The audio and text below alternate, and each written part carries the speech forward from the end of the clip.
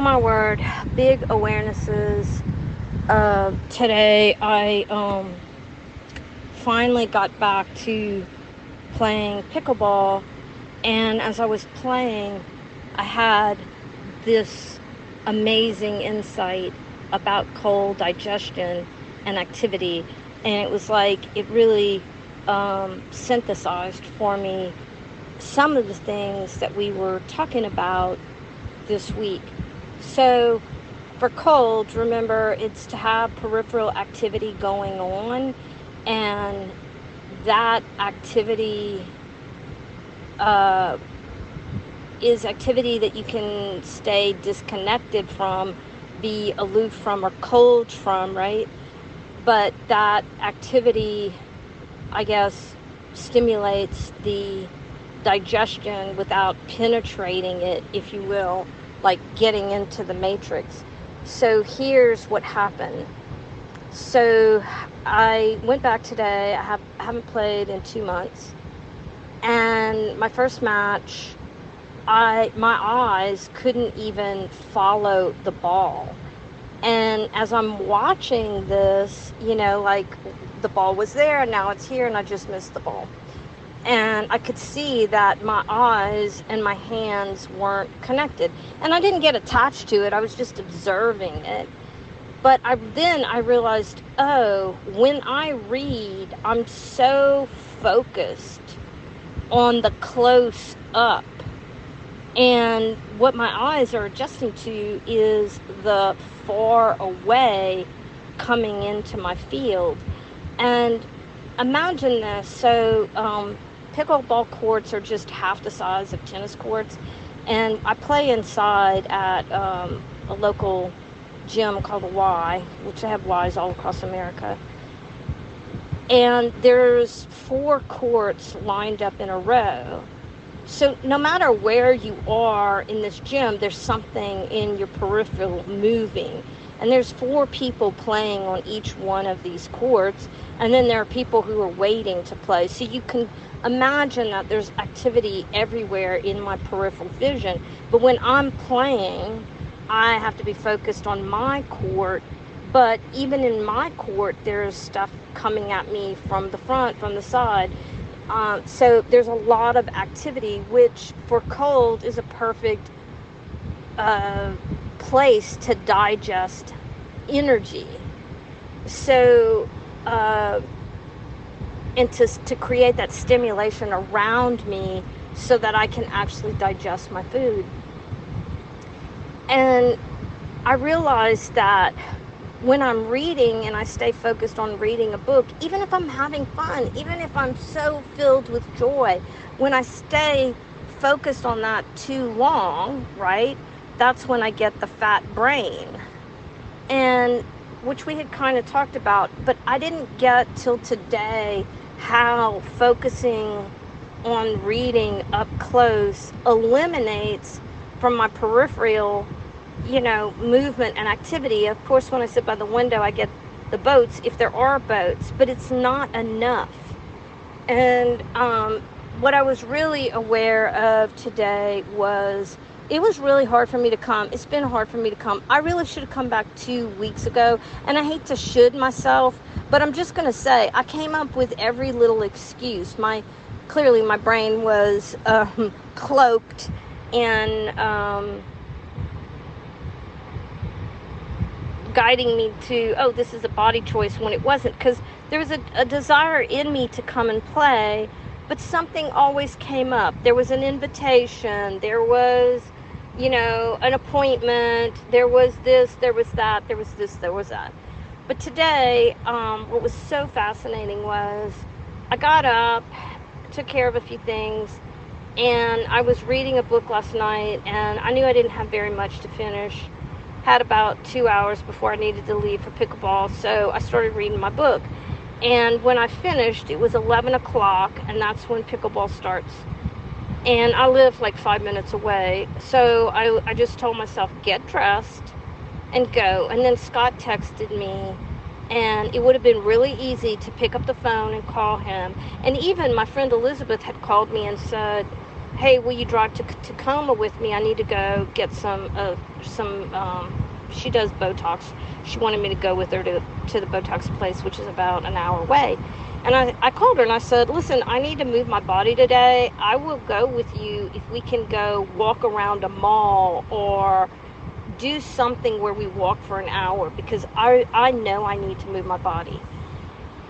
And she didn't want to do that. She had this and that. So I was like, okay, I get it. The old me would have just given up, but I was like, I get it. You have errands to run, but I really need to move my body, so I'm going to go to pickleball. And then Scott messages right, when I'm supposed to be getting dressed.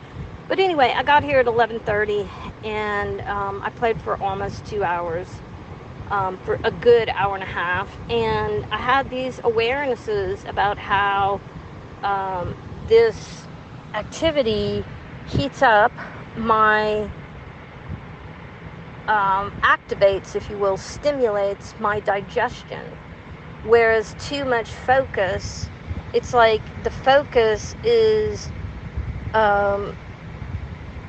me taking in things without enough activity to metabolize it. So in a sense, reading for hours on end without some activities, I'm taking in extra calories without creating the metabolic activity that will process it, and I'm overtaxing my brain, and then my brain will want sugar or something to activate it to create some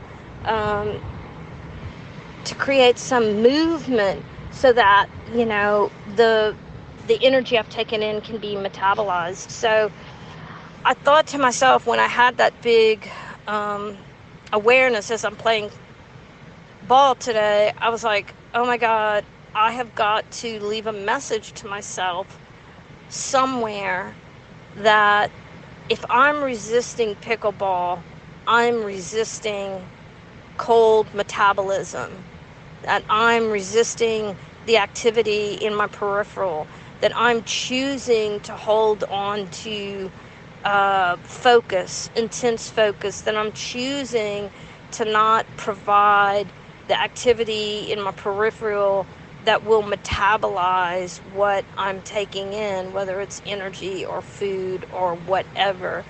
And I realized it doesn't matter if it's pickleball. Pickleball is just a perfect experience to create the peripheral activity that my body needs to, the activity to metabolize what I've taken in. It could be a lot of different things. It doesn't have to be that. But, add that to like my desire. I love to eat in restaurants. Well, what am I doing? I'm creating peripheral activity, the metabolic activity to process what I'm eating. So some big awarenesses, and I wanted to hear myself say to me, that if I'm resisting, I need to listen to this, because if I want to be balanced and I want to process energy in the way that my body processes energy, and to not be resisting my design, that I need to get up and go play pickleball or something similar where I have some activity in my periphery to create that friction, that movement, that metabolism that helps me process. And I thought, gosh, I hate leaving Corinda a message, but I'm going to put a little note with an arrow, message about cold metabolism, so that if I need a kick in the pants, I can scroll back to our conversation and kick my own pants. But I hope that me processing with you helps both of us, not just me, in terms of the understanding of cold. And I think that big awareness, how my body showed it to me with my eyes, like my eyes were not able to, they were so slow to be able to take in, the peripheral and what was, and to shift from close-up focus to distant focus. And I wondered, I guess maybe there's even a bigger conversation about um, the capacity to, in life to move from what's close up and what's distant, what's close up and what's distant, what's close up and what's distant, and moving back and forth between those things as a way of, as Matt Reese said, it's to be distracted. It's to be not, to take my focus off of what I've been intently focusing on, and to be able to look away, to have the coldness of not being too invested. And I felt like I got more insight into the matrix when I was having that awareness with my eyes struggling to just being slow and not being able to keep up, is that, when I'm not that focused, I'm locked into the matrix, whatever matrix it is, my own part of the matrix or, the matrix around me. I'm just, I can't shift out. And, another thing that I had noticed about myself when playing pickleball is that, it's kind of, I watch a lot of pickleball videos on Instagram and stuff because I'm always looking for tips and stuff, but one of the things they laugh about is, how people take every point so seriously. And one of the things I noticed about my play is that I might make a mistake and go, oh geez, but then the next point's a new point. I'm not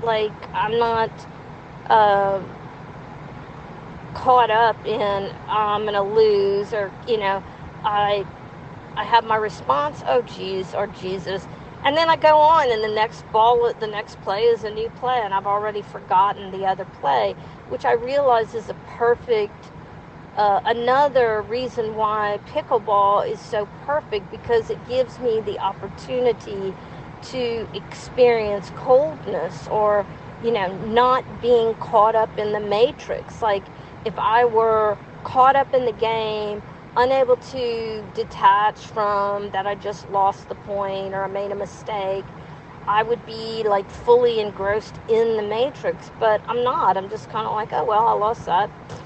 I may not like it in the moment, but somebody's serving the ball again, or it's my serve, or pay attention now because the game is moving on. And I thought, this is kind of maybe what he means with his being caught up in the matrix, that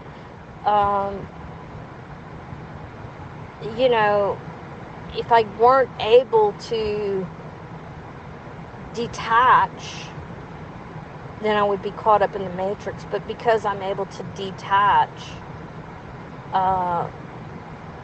I'm not caught up in the matrix. So I'm going to have to pay attention to that, to where am I able to detach, where am I not able to detach, who am I able to detach with, and who am I not able to detach with. And then also,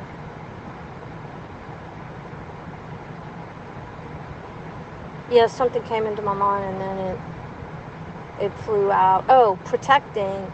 So if I'm with someone who I can't, approach the situation, the people, the experience with detachment, then what am I protecting? Is it related, does that relate to, protecting? Because we were having our conversation about protecting open centers. So, if I'm unable to detach and I'm protecting, then I'm not processing. And as I'm talking about that, well, it's like I'm unable to, engage with the peripheral activity. I'm unable to detach. So I was like, oh, okay. So, I'm thinking about my throat in times where, something made me angry and I just ranted. I'm using ranting as an over exaggeration, but what isn't an over exaggeration is the capacity to let go, whether I'm expressing my words in my head, or I'm writing them down because I'm so attached to it that I can't let it go, or whether I'm, venting to Trey about something, maybe that's when I'm protecting my throat, or protecting my spleen, staying too long, or protecting my ego.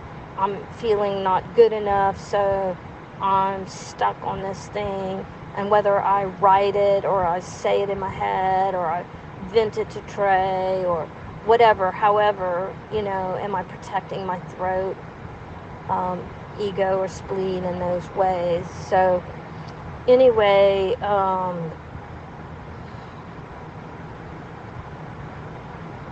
big ahas. So just wanted to share. I hope you don't mind listening. Love you, bye.